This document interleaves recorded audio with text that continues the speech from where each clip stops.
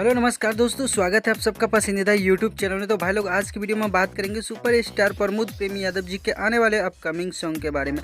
जी हाँ दोस्तों, बता दूं गाने का नाम है हई आरा वाला। इस गाने को प्रमोद प्रेमी यादव जी ने गाए हैं। दोस्तों बात करते हैं गीत का, तो रोहित चौबे जी का गीत लिखा हुआ और इस गाने का नीलेश शर्मा जी का म्यूजिक से सजाया है। इस गाने को कल सुबह में वेब म्यूजिक का ऑफिशियल यूट्यूब चैनल से 8 बजे इस गाने को वीडियो फॉर्मेट के साथ रिलीज किया जाएगा। जी हाँ दोस्तों, वीडियो काफ़ी लाजवाब का है। आशा और विश्वास है दोस्तों ये वीडियो आप लोग को काफ़ी पसंद आएगा। चाहते हैं अगर इसी तरह का अपडेट पाना तो चैनल को सब्सक्राइब कर लीजिए, वीडियो को एक लाइक करिए, क्योंकि खेसारी लाल यादव और प्रमोद प्रेमी यादव टुनटुन यादव जी से रिलेटेड न्यूज़ हमारे यूट्यूब चैनल के माध्यम से आप लोग को देखने को मिलता है।